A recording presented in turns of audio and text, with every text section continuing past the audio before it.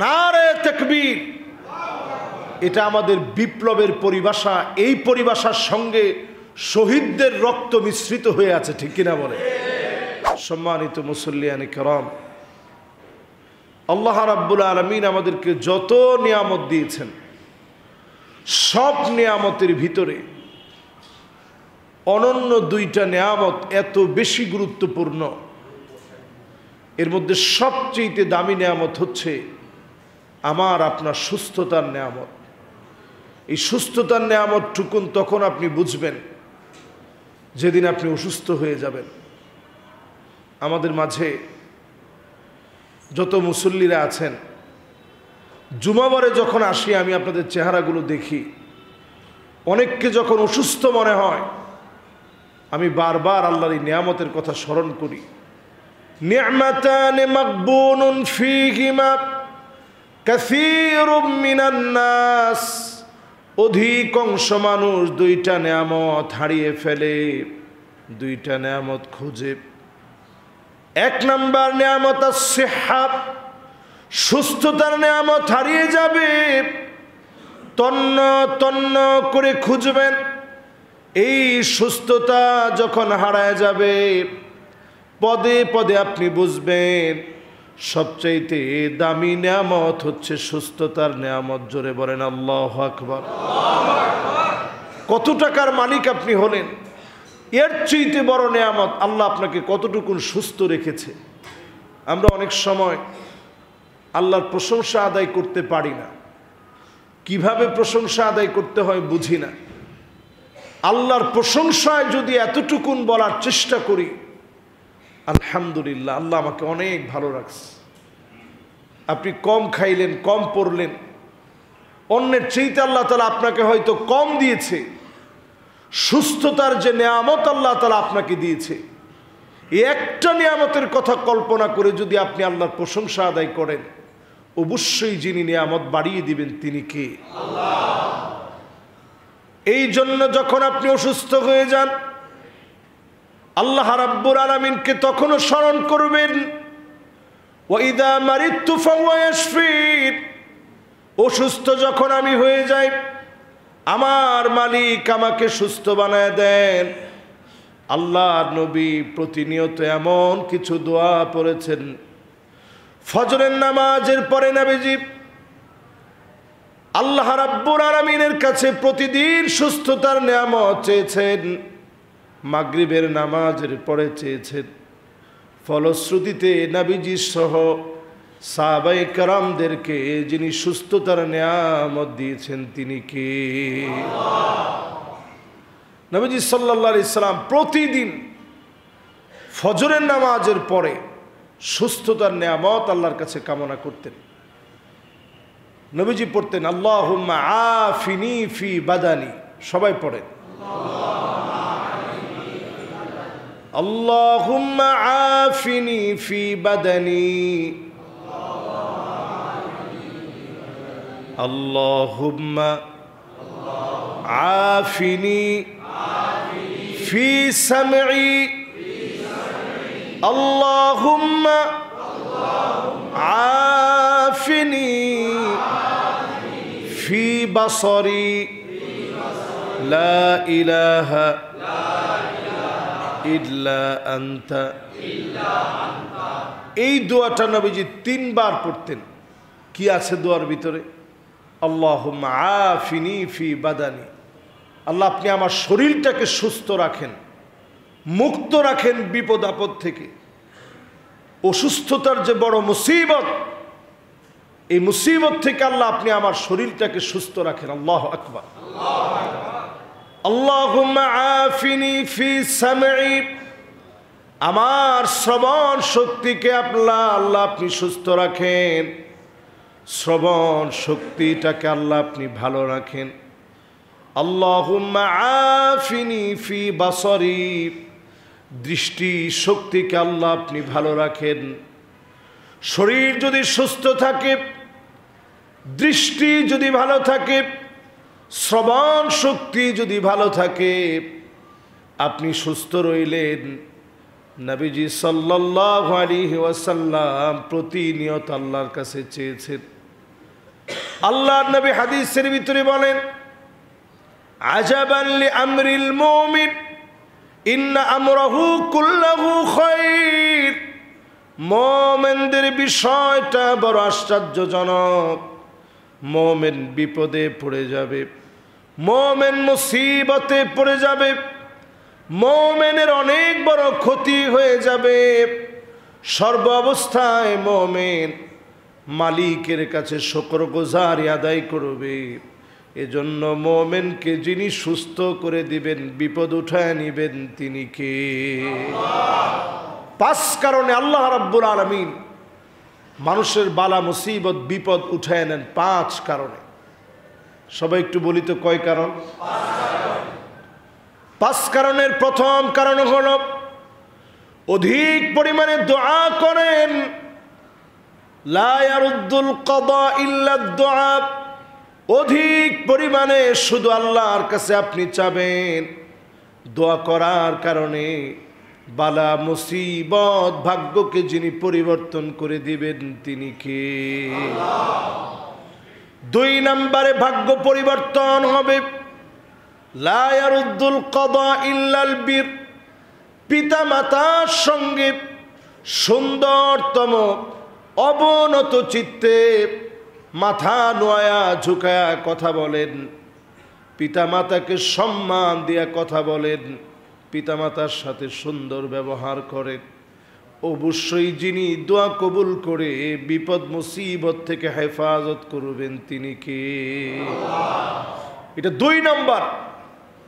ভাগ্য পরিবর্তন হয়। আল কাদর কাদরান। ভাগ্যটা 2 ধরনের। একটা ফিক্সড হয়ে গেছে, আরেকটা আল্লাহ রাব্বুল আলামিন কখনো কখনো পরিবর্তন করেন। এই যে পরিবর্তন করবেন, এটাও আল্লাহ লিখে রাখছেন। পরিবর্তন হবে কেমনে? এ আপনার দোয়ার মাধ্যমে আল্লাহ তাআলা পরিবর্তন করবে। পরিবর্তন হবে কেমনে? আপনি যখন পিতামাতার সাথে সুন্দর ব্যবহার করবেন, এই ব্যবহারের কারণে আল্লাহ রাব্বুল আলামিন বালা মুসিবত থেকে হেফাজত করবেন। জোরে বলেন আল্লাহু আকবার। 3 নম্বরে আল্লাহ রাব্বুল আলামিন ভাগ্য পরিবর্তন করে দেন। ওই সময়ে সিলাতুর রহিম, আত্মীয়তার সম্পর্ক যখন আপনি বৃদ্ধি করবেন, আপনার ভাগ্য যিনি পরিবর্তন করে দিবেন, তিনি কে? এমন এক ফিতনাময় একটা সময় আমরা পার করছি, যেখানে সময়ের কোনো দোষ নেই। চতুর্দিকে শুধু ফিতনা আর ফিতনা। আগে এরকম ঘটনা আমরা কখনো শুনি নাই যে মাদ্রাসার ছাত্রের হাতে তার নিজের মা মারা গেছে, নিজের মাকে নিজে হত্যা করে ফ্রিজের ভিতরে ঢুকায় রাখছে।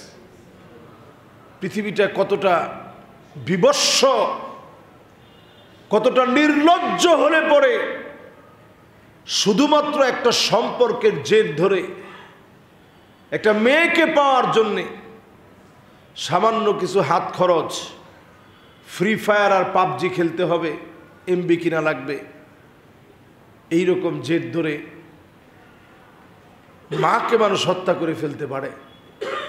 এরকম দৃশ্যগুলো যখন আমরা দেখি, আমার কাছে মনে হয় সময় আর মুসলমানদের জন্য আর সময় বাকি নেই। একেবারে শেষ জামানার শেষ লাইনে আমরা চলে আসছি। আল্লাহর নবী বলেন, এমন সময় আসবে হাত্তা ইয়াকতুলা জারাহু আখাহু ওয়া আবাহু। নিজের আপন ভাই ভাইকে মেরে ফেলবে, সন্তান মা বাপকে মেরে ফেলবে, সন্তানের হাতে মা বাপ খুন হয়ে যাবে। আজ প্রতিনিয়ত তাকায় দেখেন আমাদের উপরে এত মুসিবত এই জন্য নেমে এসেছে, কারণ প্রতিনিয়ত পিতা মাতার সাথে বেয়াদবি করা হয়, ঘাড় মোটা করে কথা বলা হয়, পিতা মাতাকে কষ্ট দিয়ে জোরপূর্বক বায়নাগুলো আদায় করা হয়। গত 2 সপ্তাহ আগে টাঙ্গাইল গিয়েছি মাহফিলে। একজন বাপ এসে বলতেছে, হুজুর আমার নিজের চোখে সন্তানের মৃত্যু দেখেছি। আমার সন্তান বুধবার রাতে হাত কেটে ফেলেছে, তার একটা বাইক লাগবে। আমি পাগলের মতো হন্য হয়ে সুদে টাকা এনেছি, আমার জমি বন্ধক রেখে সন্তানকে বাইক কিনে দিয়েছি, কিন্তু মালাকুল মউত পিছনে ছাড়ে নাই। শুক্রবারে সন্তান দুনিয়া থেকে চলে গেল, রোড অ্যাক্সিডেন্ট করলো 3 জন নিয়ে, আমার ছেলে আরো 2 জন মিলে 3 জন চলে গেছে। জায়গাটা দেখে আমি হতবাক হয়ে গেলাম। মোড়ের ভিতরে একটা জায়গা, দোকানের পাশে সন্তান দুনিয়া থেকে চলে গেছে। বাপ বলতেছে, এখনো প্রতিনিয়ত মনে হয় সন্তানটা আমারে কষ্ট দিয়ে ফেলেছিল। আমি কষ্ট নেই নাই, বদ্দুয়া করি নাই। বাপের বদ্দুয়া করা লাগে না। যখনই আপনি জুলুম করবেন, মা বাবার সঙ্গে খারাপ ব্যবহার করবেন, অবশ্যই যিনি শাস্তি দিয়ে দিবেন তিনি কে? রিদার রব্বি রিদাল ওয়ালিদ ওয়া সাখাতুর রব্বি ফি সাখাতিল ওয়ালিদ। পিতা মাতা যদি খুশি হয়ে যায়, স্বয়ং আল্লাহ খুশি হয়ে যাবে। পিতা মাতা যদি বেজার হয়ে যায়, স্বয়ং আল্লাহ বেজার হয়ে যাবে। পিতা মাতাকে যদি সম্মান করেন, পিতা মাতাকে যদি ইজ্জত দিয়ে কথা বলেন, যিনি খুশি হয়ে যাবেন, বালা মুসিবত দূর করে দিবেন তিনি কে? তদ্রূপ পিতা মাতার পরে আত্মীয় স্বজন যারা আছে, রসুল করিম সাল্লাল্লাহু আলাইহি সাল্লামের কাছে এক সাহাবী আসছে, ইয়া রাসূলুল্লাহ, আমি গুনাহ করে ফেলছি, আমার কি এই গুনাহ থেকে মাপ পাওয়ার কোনো সুরত আছে? নবীজি বললেন, তোমার কি মা জীবিত আছে? বলছে, লা ইয়া রাসূলুল্লাহ, আমার আম্মা দুনিয়া থেকে চলে গেছে। রসুল বললেন, আলাকা খালা, তোমার কি ফুপি আছে, খালা আছে? বলছে আছে। বলছে, যাও তাদের সঙ্গে সুন্দর ব্যবহার করো। এই সুন্দর ব্যবহারের কারণে আল্লাহ রাব্বুল আলামিন তোমার গুনাহ খাতা মাফ করে দিবে। সুবহানাল্লাহ। এই জন্য যদি গুনাহ থেকে মাপ পেতে চাই, বালা মুসিবত থেকে যদি বাঁচতে চাই, নিজের ফুফুর খবর নেন, চাচার খবর নেন, নিজের খালার খবর নেন, মামার খবর নেন। আপন ভাই যদি অভাবে থাকে, বোন যদি অভাবে থাকে, আপনি নিজে খবর নেন।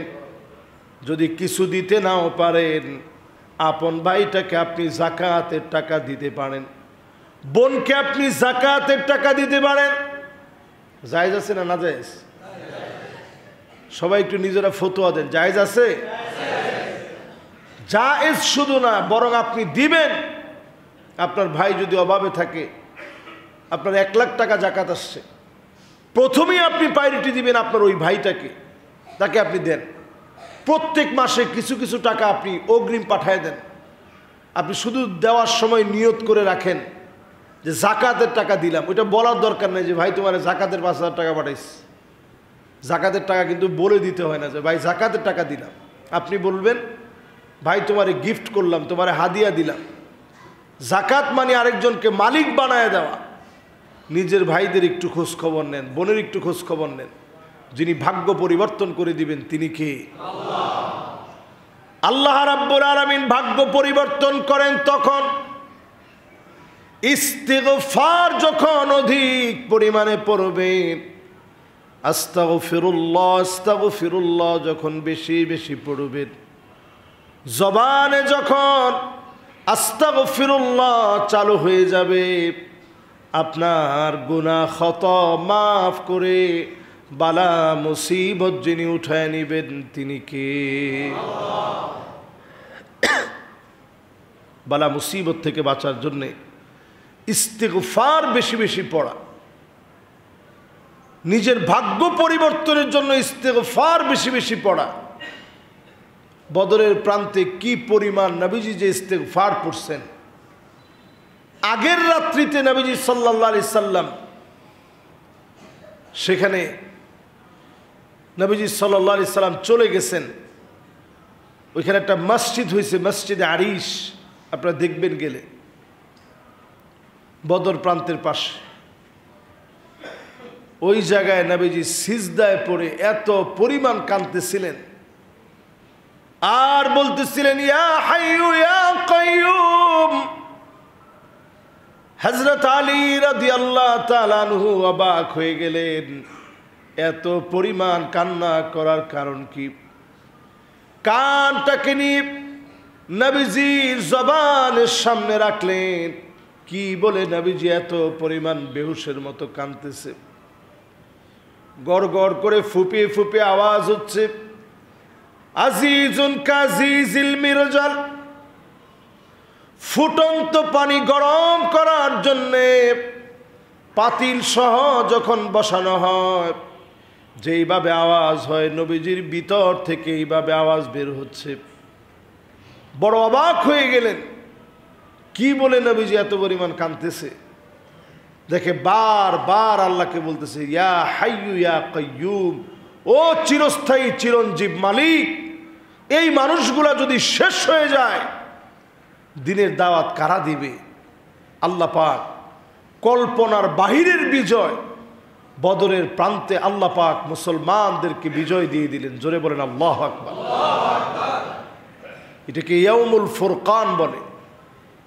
সত্য মিথ্যার স্পষ্ট পার্থক্য আল্লাহ তাআলা সেখানে দিয়ে দিলেন। এই যে বিজয়টা মুসলমানদের আসছে, সাহাবায়ে কেরামের জবানের মধ্যেও ইস্তেগফার এত পরিমাণ ছিল, উদ্দীপনা ছিল এত বেশি, ইস্তেগফারের শক্তিতে তারা বলিয়ান ছিলেন। একদিকে হাত চলছে, অন্যদিকে জবান চলেছে। সাহাবায়ে কেরামের কণ্ঠে আরেকটা ধ্বনি ছিল, তাকবীর আল্লাহু আকবার, তাকবীর আল্লাহু আকবার। এই যে আমরা নারায়ে তাকবীর দিই, এই স্লোগানটাই বদরের প্রান্তে সাহাবায়ে কেরাম আরবিতে এইভাবে দিয়েছেন, তাকবীর আল্লাহু আকবার। আপনারা দেখবেন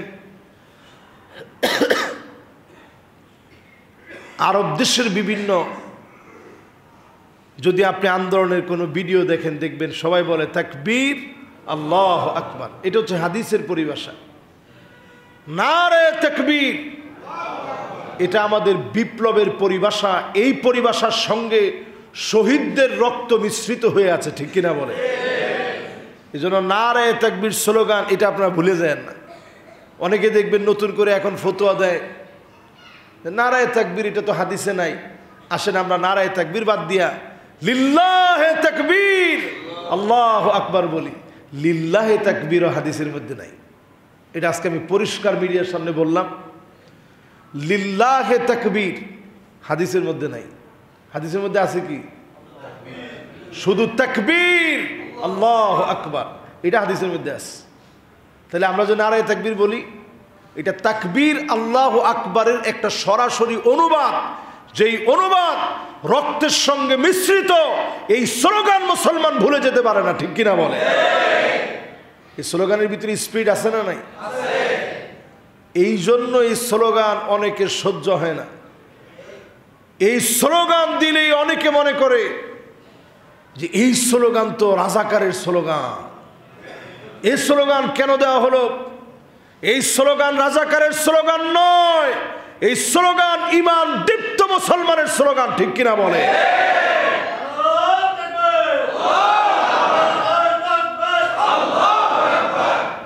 এটা ঈমান দীপ্ত মুসলমানের স্লোগান। এই স্লোগানের ভিতরে স্পিড আছে না নাই? অনেক সময় এই যে মসজিদে আমরা স্লোগান দিলে অনেকে মনে করতে পারে আল্লাহু আকবার, মসজিদের মধ্যেও স্লোগান। তাহলে চিন্তা করেন, মসজিদের স্লোগান কি আমরা শুরু করছি না ছিল? চিৎকার করে মুসলমানেরা কেঁদেছে আল্লাহর কাছে, বিজয় এমনি আসে নাই। এই স্লোগানগুলা মুসলমানের অস্ত্রের চাইতে পাওয়ারফুল ছিল। আমি মিশরে নিজের চোখে দেখেছি, হাফেজ মুরসি রহিমাহুল্লাহ দুনিয়া থেকে চলে গেছেন। মুসলমানের অনন্য এক বীর। আমি জীবনে হযরত ওমরকে দেখি নাই, আমি জীবনে আবু বকর ওমর রাদিয়াল্লাহু তাআলা আনহুদেরকে দেখি নাই, উসমান রাদিয়াল্লাহু তাআলা আনহুকে দেখি নাই, আলী রাদিয়াল্লাহু তাআলা আনহুকে পাই নাই, তাবিঈদেরকে দেখি নাই, তাবে তাবিঈনদেরকে দেখি নাই, আইম্মায়ে মুজতাহিদিনদেরকে দেখি নাই। সেদিনের মানুষ আমরা। কিন্তু আমি হাফেজ মুরসি রহিমাহুল্লাহকে দেখেছি।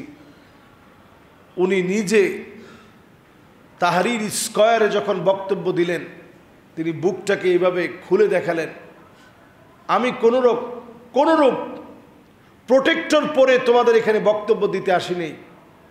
যদি আমি কোনো অন্যায় করি আমাকে তোমরা শুধরে দিবে।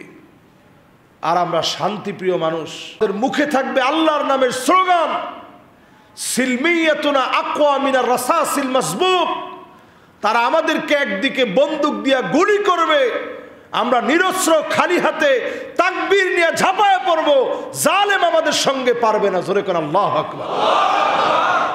আমি ওনার বক্তব্য শুনে সেদিন চিন্তা করলাম, আল্লাহু আকবার, এই যদি এই যুগের মুসলমানের কথা হয়, তাকবীরের স্পিরিট আর পাওয়ার হয়, সেই যুগে মুসলমানদের জবানের পাওয়ার কেমন ছিল।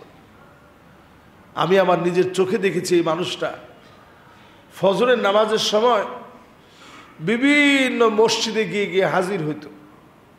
আজকে এই মসজিদে, কালকে আরেক মসজিদে, তেমন কোনো গার্ড টাট কিছু না, একবারে সাধারণ সিম্পল একটা জুব্বা পরে গিয়ে হাজির হয়ে গেছে। ফজরের নামাজের পরে মাইকটা হাতে নিয়ে বলতেন, আইনা আনতুম মাতা তাস্তাইকিযুন আল কুদস ইয়াবকি। তিনি চিৎকার করে বলতেন, তোমরা কোথায়, এখনো ঘুমায় আছো?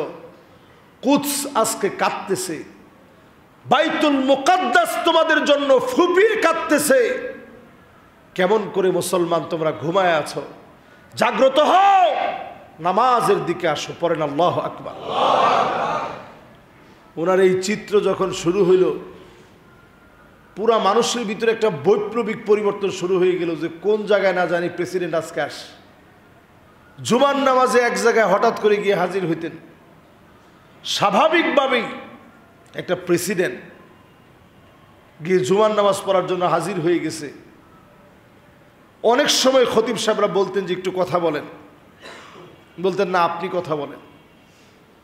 পরে তিনি হয়তো 2-1 মিনিট মুসলমানদেরকে জাগ্রত করার জন্য কথা বলতেন। এ কথা বলার উদ্দেশ্য হচ্ছে এই, জীবনের সব সময় জবানের ভিতরে আমরা জিকিরকে নিয়ে আসব। আমাদের যারা আসলাফ, যারা গত হয়ে গেছে, এই দুনিয়ার ভিতরে যারা দৃষ্টান্ত স্থাপন করেছে, তারা সবাই দুনিয়ার জীবনে ময়দানে যেভাবে অগ্রসর ছিল, রাতের অন্ধকারে তাহাজ্জুদের জায়নামাজে চোখের পানি দিয়ে ভিজিয়ে রাখতো, আর ইস্তেগফার তাদের জবানের সঙ্গী ছিল। এই জন্য হাঁটতেছেন চলতেছেন সব সময় ইস্তেগফারকে জীবনের সঙ্গী বানায় নেন। যিনি আমাদের বালা মুসিবত উঠায় নেবেন তিনি কে? সম্মানিত মুসল্লিয়ানি কারাম, বলছিলাম 5টা কারণে আল্লাহ তাআলা ভাগ্য পরিবর্তন করেন। আপনারা 5টা কারণের 4টা যে বললাম, আপনাদের মনে আছে 4টা? 1 নাম্বার, অধিক পরিমাণে দোয়া করা। বলছে খালি মাদ্রাসার ছাত্ররা, এবার সবাই মিলে বলেন তো দেখি। 1 নাম্বার মাশাআল্লাহ, 2 নাম্বার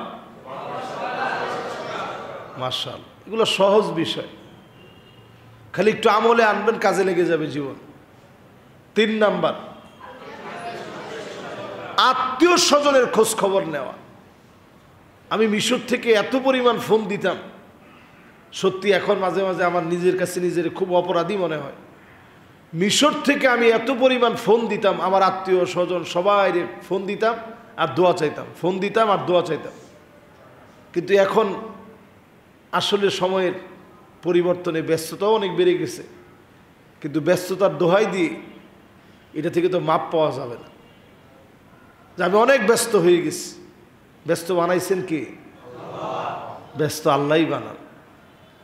আল্লাহ এক মুহূর্ত সময় লাগবে না, এই ব্যস্ততা সব ফুরায় যাবে। এমন অবসর আপনার আসবে, আপনি তখন চিন্তা করবেন যে আল্লাহ ব্যস্ততা আবার একটু দেন। এই জন্য সময়, যেই সময়ে আছেন ওই সময়ের কাজে লাগান। এই নসিহত আমি আমার নিজের জন্য এবং আপনাদের সবার জন্য করছি। এরপর 4 নাম্বার, বেশি বেশি ইস্তিগফার পড়া। 5 নম্বরে তাসবিহ পড়া। লা ইলাহা ইল্লা আনতা সুবহানাকা ইন্নী কুনতু মিনাজ জালিমিন। আজ যদি আপনি পড়েন, মাছের পেটে ইউনুস আলাইহিস সালামকে যেভাবে আল্লাহ মুক্তি দিয়েছেন, আজকেও যিনি আমাকে আপনাকে মুক্তি দিবেন তিনি কে? বেশি বেশি তাসবিহ পড়বেন। সুবহানাল্লাহ, সুবহানাল্লাহ বলেন তো দেখি একটু। সুবহানা, সুবহানা, এই যে ভুলটা আমাদের, সুবহানাল্লাহ লাইসা সুবহানাল্লাহ। বার মধ্যে কিন্তু জবর না, বার মধ্যে কি? মাশাআল্লাহ, বার মধ্যে সাকিন, বার মধ্যে। তাহলে বলেন তো একটু সবাই, সুবহানাল্লাহ, সুবহানা, সুবহানাল্লাহ। মাশাআল্লাহ, আপনার কষ্ট পান নাই তো? একটা জুমার ভিতরে এই সব বিষয়গুলো আলোচনা করা খতিবের দায়িত্ব। আজকে গুরুত্বপূর্ণ একটা মাসআলা বলে ইনশাআল্লাহ আমি আমার আলোচনার ইতি টানতে যাচ্ছি। 5টা বিষয় তো সবার মনে থাকবে ইনশাআল্লাহ। তাসবিহ পড়বেন বেশি বেশি। শেষ একটি গুরুত্বপূর্ণ মাসআলা, যে বিষয়টি ওয়াজিব, জানা সত্ত্বে তরক করলে নামাজ হবে না। আর যারা জানেন নাই, আল্লাহ তাআলা যদি মাফ করে দেন, এটা তো আল্লাহর খুশি। আল্লাহ মাফ করে দেন, এটি স্বাভাবিক, নাহলে আমরা এক মুহূর্ত তো বাঁচতে পারতাম না। আল্লাহ মাফ করে দেন দেখি আমরা বেঁচে আছি, নাহলে আমাদের প্রতিনিয়ত যে গুনাহগুলা হচ্ছে, আমরা বেঁচে থাকার কথা না। গুরুত্বপূর্ণ মাসালাটি হচ্ছে এই, যখন আমরা সালাম ফিরাই, ইমাম সাহেব যখন সালাম ফিরায়, সালামু আলাইকুম ওয়া রাহমাতুল্লাহ, তখন আপনাদের কাজ কি? ইমাম সাহেবের সাথে শুধু এইভাবে সালাম ফিরানো না, নুতকান, উচ্চারণ সহকারে আসসালামু আলাইকুম ওয়া রাহমাতুল্লাহ অন্তত আপনার কানে শুনেন। আসসালামু আলাইকুম, আসসালামু আলাইকুম ওয়া রাহমাতুল্লাহ, আসসালামু আলাইকুম, অন্তত আপনার কানে শুনেন, এমন করে আপনি উচ্চারণ করবেন। আমাদের দেশে দেখা যায় এটা ওয়াজিব তরক হয়েছে। কি তরক হয়েছে? এই যে ইমাম সাহেবের সাথে আপনি দুই দিকে ফিরলেন, নামাজের ওয়াজিব তরক হয়ে গেছে। এটা 4 মাযহাব একমত। আপনি মনে করেন না যে হানাফি মাযহাবে মনে সুযোগ আছে, না, 4 মাযহাব এক্ষেত্রে একমত। সালাম ফিরানোর সময় বলে কয়ে সালাম ফিরাতে হবে। আর যারা উমরা করতে গেছেন অথবা হজে গেছেন, দেখবেন আমরা বাঙালিরা ছাড়া সবাই দেখবেন সালামু আলাইকুম ওয়া রাহমাতুল্লাহ, সালামু আলাইকুম ওয়া রাহমাতুল্লাহ, মোটামুটি একটা আওয়াজ মেনটেন করে সবাই বলে, বলে না? বলে। এই যে মাশাআল্লাহ যারা উমরা করে আসছেন, এই যে আমাদের সেক্রেটারি সাহেব হজ করছেন, ওমর ফারুক সাহেব আলহামদুলিল্লাহ হজ করছেন, উমরায় গেছেন, আরও যারা এখানে আছেন, সবাই তখন নিজে নিজে চিন্তা করছেন যে কিরে, মানুষগুলো কি তারা ভুল করতেছে না আমি ভুল করতেছি? আসলে তারা ভুল করতেছে না, ভুল করতেছি আমরা। এই কাজটা আমরা করব না, ভুলটা আর করব না ইনশাআল্লাহ। এরপরে ইমাম সাহেব যখন আল্লাহু আকবার, তখন আপনি মনে মনে আল্লাহু আকবার, এটা সুন্নাহ, না করলে কোনো গুনাহ হবে না, করলে সওয়াব হবে। ইমাম সাহেব যখন রুকুতে গেলেন আল্লাহু আকবার, তখন আপনি পারলে আল্লাহু আকবার বলবেন। এই যে প্রত্যেকটা পরিবর্তনের সময় আপনি বলবেন, এটা সুন্নাহ। না বললে কোনো অসুবিধা নেই, কিন্তু সালামের সময় বলাটা কি ওয়াজিব, এটা তরক করা যাবে না। যদি শরম লাগে, লজ্জা লাগে, অন্তত ঠোঁটটা নাড়াবেন, সালাম এর দূর অন্তত ঠোঁটটা নাড়াবেন যে আমি এরকম জোরে বলবো, এটা কীরকম হয়। তো জোরে বলা দরকার নেই, অন্তত ঠোঁটটা হলেও নাড়াবেন। শুধু খালি ওই হিজবুত তাওহীদের সেলিমের মতন নামাজ কিন্তু এরকম ব্যায়াম না। দেখছেন তার নামাজের স্টাইল, আরে বাপরে বাপ, মানে মনে হয় ট্রেনিং দেওয়ার জন্য দাঁড়াইছে। হ্যাঁ, নামাজের ভিতরে যদি আপনি নামাজ সুন্দর করে পড়েন, অটো ব্যায়াম হয়ে যাবে। আপনি নামাজ যদি সুন্দর করে পড়েন, অনেকের পিঠে ব্যথা আছে, অথবা ধরেন কোনো অপারেশন হয়েছে, এরকম কারণে যদি কারো হয়ে থাকে, রুকুতে যদি একটু কম ঝুঁকে, তা আপনি আবার মনে করেন না যে লোকটা নামাজ হয়নি। আল্লাহ তাআলা অনেক সহজ করে দিয়েছে ইসলামকে, এটাকে আমরা কঠিন বানাবো না। যেটাকে আল্লাহ সহজ করছে আমরা কঠিন বানাবো না। হাদিসের ভিতরে একটা হাদিসকে 1/3 অফ ইসলাম বলা হয়েছে, ইসলামের 3/1 বলা হয়েছে। তাহলে গুরুত্ব কম না বেশি? ইয়াসসিরু ওয়ালা তুআসসিরু, সহজ করে দাও, কঠিন করে দিও না।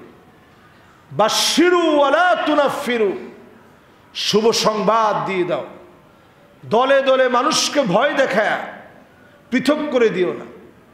এই জন্য আমরা পৃথক করার জন্য আসিনি, আমরা মানুষকে শুধু কাছে টানার জন্য আসি। ইসলাম সহজ, ইসলামের দিকে আসেন যিনি আমাদেরকে অবশ্যই মাফ করে কবুল করবেন, তিনি কে? আল্লাহ। সম্মানিত মুসল্লিয়ানে কেরাম, আজকের আলোচনার কথা ঠিক এই পর্যন্ত।